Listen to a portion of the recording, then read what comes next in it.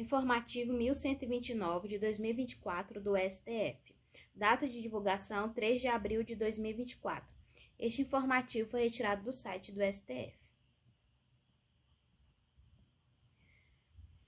Matéria: Direito Ambiental, Proteção do Meio Ambiente, Desmatamento e Queimadas, Biomas do Pantanal, Mato Grossense e da Floresta Amazônica, Política Ambiental, Processo de Reconstitucionalização Ambiental, Plano de Prevenção.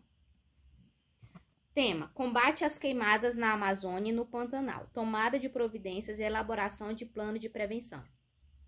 A DPF 743/DF, a DPF 746/DF, a DPF 857/MS. Resumo: não há estado de coisas inconstitucionais na política de proteção ambiental da Amazônia e do Pantanal. Contudo, para o efetivo cumprimento do direito constitucional ao meio ambiente ecologicamente equilibrado e do respectivo dever do poder público em defendê-lo e preservá-lo para as presentes e futuras gerações, artigo 225 da CF, é necessária a adoção de algumas providências. Em que pese o processo de reconstitucionalização decorrente de avanços e melhorias na política de combate às queimadas e desmatamento dos referidos biomas, ainda persistem algumas falhas estruturais que justificam a atuação desta Corte, a fim de que as medidas necessárias não só sejam adotadas, mas funcionem adequadamente. Nesse contexto, deve o governo federal apresentar, no prazo de 90 dias, um plano de prevenção e combate aos incêndios no Pantanal e na Amazônia, que abarque medidas efetivas e concretas para controlar ou mitigar os incêndios, bem como um plano de recuperação da capacidade operacional do Sistema Nacional de Prevenção e Combate aos Incêndios Florestais, PREVI-Fogo. De igual modo, as ações e resultados das medidas adotadas na execução do Plano de Ação para a Prevenção e Controle do Desmatamento na Amazônia Legal, PPCA-DAM, devem ser disponibilizados publicamente em formato aberto pela União em relatórios semestrais. Por sua vez, ao IBAMA e aos governos estaduais, por meio de suas secretarias de meio ambiente ou afins, é dada a incumbência de garantir a publicidade dos dados referentes às autorizações de supressão de vegetação. Por fim, o Conselho Nacional de Justiça, CNJ, por meio do Observatório do Meio Ambiente do Poder Judiciário, ficará responsável por monitorar os processos com grande impacto sobre o desmatamento em conjunto com este tribunal. Não cabe ao STF determinar que a União regulamente o uso dos valores do Fundo Social previsto no artigo 47 da Lei 2.351 de 2010 para destinar uma parcela dos valores à proteção do meio ambiente e à redução das mudanças climáticas. Nada obstante, a lei estabelecer a possibilidade de destinação de verbas para diversas áreas, a fixação de prazos e percentuais situa-se no âmbito da discricionariedade dos poderes executivo e legislativo a partir dos projetos e programas por ele criados. Com base nesses e outros entendimentos, o plenário, em apreciação conjunta por maioria, não reconheceu o estado de coisas inconstitucionais em matéria ambiental e 2. Entendeu por não determinar à União a regulamentação do uso do Fundo Social previsto no artigo 47 da Lei 12.351 de 2010. Por unanimidade, julgou parcialmente procedentes as ações para fixar as providências e determinações registradas nas respectivas atas de julgamento. Segue a legislação pertinente da Lei 12.351 de 2010. Próximo. Matéria: Direito Constitucional. Omissão legislativa, segurança pública, polícia penal. Tema: inércia legislativa na instituição da Polícia Penal Estadual. ADO 72-AGR/SP.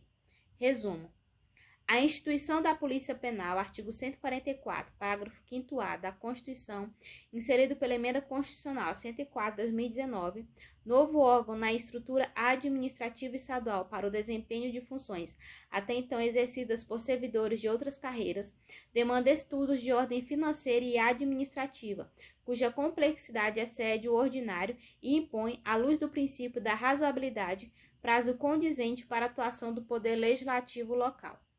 Conforme jurisprudência desta Corte, a omissão normativa inconstitucional só se configura na hipótese de transcurso de lapso temporal, além do que seria razoável por parte do Poder Legislativo no cumprimento de seu dever de normatização que se extrai do texto constitucional. Na espécie, logo após o fim do estado de emergência no combate à pandemia da Covid-19, que representa justificativa plausível para o diferimento da plena criação do arcabouço normativo objeto da ação, o governador enviou à Assembleia Legislativa Paulista proposta que resultou na Emenda Constitucional número 51 de 2022, inserindo a Polícia Penal no rol dos órgãos de segurança pública do ente federativo.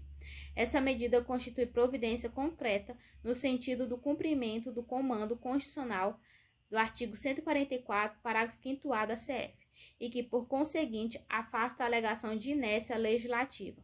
Com base nesses entendimentos, o plenário, por unanimidade, reconsiderou a decisão agravada para, em novo julgamento, julgar improcedente a ação para afastar o estado de reticência ou de postura manifestamente negligente ou desidiosa da Assembleia Legislativa do Estado de São Paulo no que concerne à instituição da Polícia Penal local.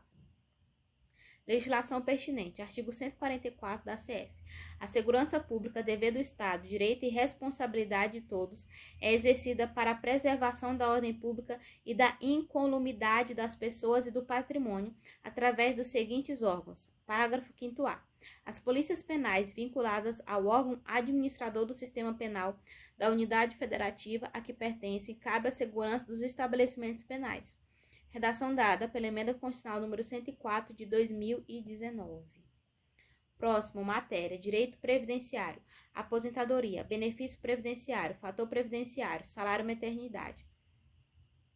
Direito constitucional, ordem social, seguridade social, direitos e garantias fundamentais. Tema: aposentadoria. Abre parênteses, fecha parênteses. Possibilidade de escolha de regra mais benéfica e período de carência para concessão do salário maternidade.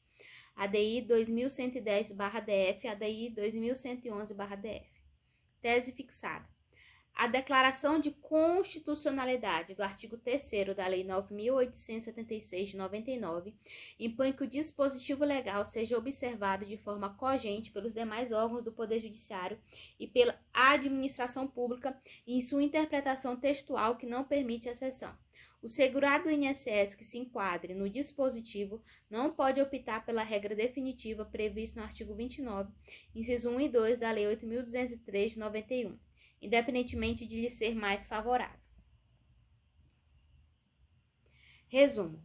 A regra de transição da Lei 9.876 de 99, que exclui os salários anteriores a julho de 94 do cálculo da aposentadoria, dada a instabilidade da moeda brasileira antes da adoção do real, é de aplicabilidade obrigatória, sendo vedado ao segurado escolher uma outra fórmula de cálculo, ainda que lhe seja mais benéfica.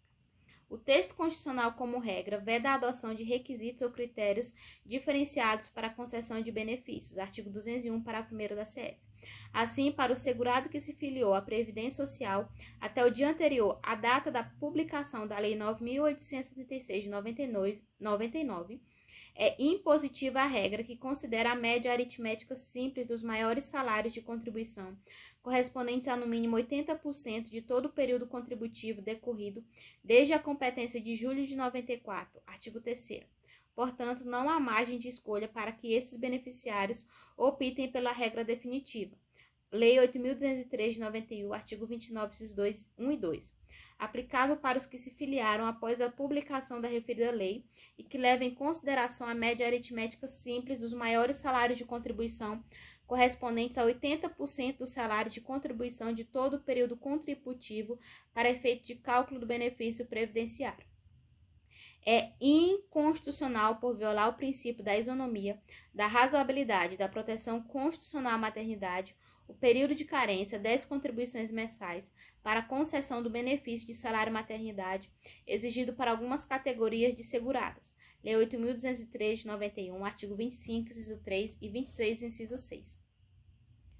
A exigência de carreira, nas hipóteses em que impeça, repetindo, A exigência de carência nas hipóteses em que impeça o acesso ao salário maternidade implica a negativa de acesso a direitos fundamentais, cuja leitura mais adequada obriga que sejam fruídos com a máxima eficácia. Nesse contexto, não é razoável concluir que as trabalhadoras autônomas, nominadas de contribuintes individuais pelo legislador previdenciário, passariam a se filiar ao regime geral de previdência social ao descobrir uma gestação, apenas para obterem o benefício. Com base nesses e outros entendimentos, o plenário, em apreciação conjunta por maioria, conheceu parcialmente das ações e, nessa extensão, julgou parcialmente procedente o pedido constante da ADI 2110 do DF para declarar a inconstitucionalidade da exigência de carência para a fruição de salário maternidade previsto no artigo 25, inciso 3 da Lei 8.203 de 91, na redação dada pelo artigo 2º da Lei 9.876 de 99. 2. Julgou improcedentes os demais pedidos constantes nas ADIs 2110/DF e 2111/DF, explicitando que o artigo 3º da Lei 9.876 de 99 tem natureza cogente, não tendo segurado o direito de opção por critério diverso. Por fim, o plenário, por unanimidade, fixou a tese anteriormente citada. Legislação pertinente. Artigo 29 da Lei 8.203 de 91. O salário de benefício consiste: 1. Para os benefícios de que tratam as alíneas B e C do inciso 1 do artigo 18, na média aritmética simples dos maiores salários de contribuição, correspondentes a 80% de todo o período contributivo multiplicado pelo fator previdenciário. 2. Para os benefícios de que tratam as alíneas A, D e H do inciso 1 do artigo 18, na média aritmética simples dos maiores salários de contribuição correspondentes a 80% de todo o período contributivo. Artigo 25 da Lei 8.213. A concessão das prestações pecuniárias do regime geral de previdência social depende dos seguintes períodos de carência, ressalvado o disposto no artigo 26, inciso 3. Salário e maternidade para as seguradas de que trata o inciso 5 e 7 do artigo 11 do artigo 13, 10 contribuições mensais, respeitado o disposto no parágrafo único do artigo 39 desta lei. Segue o artigo 3º da Lei 9.876. Próximo. Matéria: direito processual penal, execução penal, medidas alternativas, pena de multa, impossibilidade de pagamento. Tema: impossibilidade de adimplemento da pena de multa e extinção da punibilidade. ADI 7032/DF. Resumo: o adimplemento da pena de multa conjuntamente combinada com a pena privativa de liberdade é condição para o reconhecimento da extinção da punibilidade, salvo na situação de comprovada impossibilidade pelo apenado, ainda que de forma parcelada. Conforme a jurisprudência desta Corte, a multa prevista no artigo 51 do Código Penal, muito embora considerada dívida de valor, permanece dotada da natureza sancionatória de cunho penal. Por outro lado, o princípio da proporcionalidade da resposta penal impõe que o juízo da execução sopese o fato de o condenado não dispor de condições para pagar o valor fixado para a pena de multa, de modo que, quando essa circunstância for devidamente demonstrada, o óbice à extinção da pena privativa de liberdade deve ser afastado. Com base nesse entendimento, o plenário, por unanimidade, julgou parcialmente procedente a ação para conferir o artigo 51 do Código Penal, interpretação no sentido de que, combinada conjuntamente com a pena privativa de liberdade, a pena de multa obsta o reconhecimento da extinção da punibilidade, salvo na situação de comprovada impossibilidade de seu pagamento pelo apenado, ainda que de forma parcelada. Acrescentou ainda a possibilidade de o juiz de execução extinguir a punibilidade do apenado no momento oportuno, concluindo essa impossibilidade de pagamento através de elementos comprobatórios constantes dos autos. Artigo 50, legislação pertinente. Artigo 51 do Código Penal. Transitada em julgado a sentença penal, transitada em julgado a sentença condenatória, a multa será executada perante o juiz da execução penal e será considerada dívida de valor, aplicáveis às normas relativas à dívida ativa da Fazenda Pública, inclusive no que concerne às causas interruptivas e suspensivas da prescrição. Acabou.